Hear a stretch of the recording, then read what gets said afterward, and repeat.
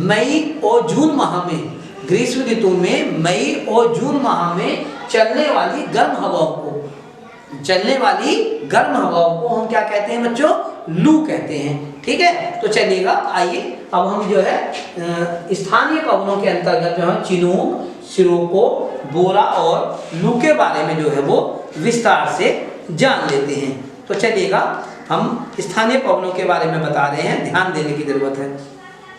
तो पहले आपको ये जानना जरूरी है, ठीक है नहीं, तो किसी स्थान विशेष में प्रचलित पवनों में विपरीत स्वभाव में चलने वाली विशेष प्रकार की पवनों को स्थानीय पवन कहा जाता है। इनका संबंध स्थान विशेष की धरातलीय बनावट से अधिक होता है तथा इनमें ऐसे गुण होते हैं कि उनको प्रचलित पवन से शीघ्र अलग कर लिया जाता है। ये पवनें गर्म, ठंडी, बर्फ से भरी, धूल, रेत युक्त कई प्रकार की होती हैं। भारत की स्थानीय पवन का उदाहरण लू है, यानी कि भारत में जो स्थानीय पवन है भारत की वो लू है, और यह भारत के उत्तरी मैदान में मई और जून के महीने में चलती है। यानी कि जैसा कि मैं अभी बता रहा था कि मई और जून के महीने में चलने वाली गर्म हवाओं को, बल्कि इसमें इतना और जोड़ दें कि मई और जून के महीने में दोपहर बाद चलने वाली गर्म हवाओं को हम लू कहते हैं। विश्व की कुछ प्रमुख स्थानीय पवन, जैसा भारत की स्थानीय पवन लू हो गई, ऐसी चिनूक की अगर हम बात करें, चिनूक जैसा कि मैंने लिख रखा है, ये स्थानीय पवन जो है वो अमेरिका की है। कहाँ की है बच्चों? ये अमेरिका की।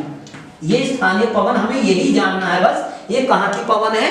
ये अमेरिका में चलने वाली स्थानीय पवन है। सिरोको की अगर हम बात करें तो ये इटली की पवन है, ये जो है इटली की स्थानीय पवन है। अगर हम बोरा की बात करें तो ये जो है एड्रियाटिक सागर में चलती हैं। कहाँ चलती हैं? एड्रियाटिक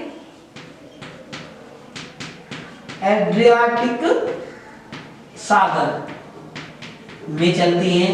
और जैसा कि आप जानते हैं लू के बारे में आप जानते हैं, अभी मैं बता रहा था, ये जो है स्थानीय पवन कहाँ की है? ये भारत की स्थानीय पवन है।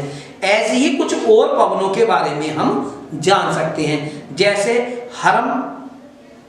हरमट्टान है, हरमट्टान सहारा मरुस्थल में चलती है। ये जो स्थानीय पवन है हरमट्टान, ये सहारा मरुस्थल की जो है स्थानीय पवन है। ठीक है नहीं, तो इस तरीके से ये आपने जान लिया कि जो है ये वे पवनें जो किसी स्थान विशेष में चलती हैं स्थानीय पवनें कहलाती हैं, जैसे भारत में लू चलती है। ठीक है, तो चलिए आइए अब इसको आगे जान लेते हैं। आप गर्मी के मौसम में देखते होंगे कि अक्सर तेजी से धूल भरी आंधी या बवंडर आता है। गर्मी के मौसम में आप देखते हैं कि तेजी से धूल भरी आंधी आती है और एक बवंडर सा गोल सी हवा जो है वो चलने लगती है, बवंडर सा दिखाई देता है। ठीक इसी प्रकार चक्रवात होता है, कि ठीक इसी प्रकार क्या होता है? चक्रवात होता है।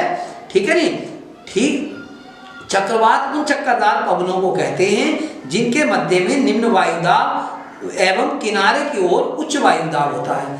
यानी कि वे पवनें जिनके मध्य में निम्न वायुदाब और किनारे की ओर उच्च वायुदाब होता है, ऐसी पवनों को हम जो है वो चक्रवात कहते हैं। क्या कहते हैं? चक्रवात कहते हैं।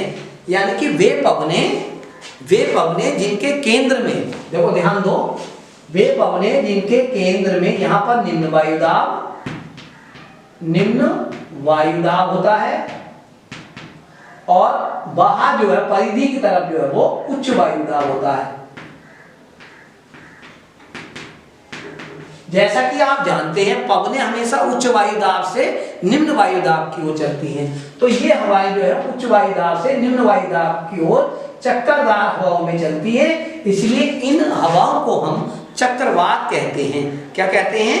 चक्रवात कहते हैं। जिनके मध्य में निम्न वायुदाब और किनारे पे उच्च वायुदाब होता है। वायुदाब में स्थानीय दशाओं के कारण भंवर उत्पन्न होते हैं जो भयंकर झंझावातों का रूप धारण कर लेते हैं, जिन्हें हम क्या कहते हैं? चक्रवात कहते हैं। आप तो सामान्य भाषा में ये समझना है कि वे हवाएं जिनके केंद्र में निम्न वायुदाब होता है और बाहर उच्च वायुदाब होता है और ये हवाएं चक्करदार रूप में चलती हैं, ऐसी हवाओं को हम चक्रवात कहते हैं। तो ये जो है हमने चैप्टर आपको सब कंप्लीट करा दिया है।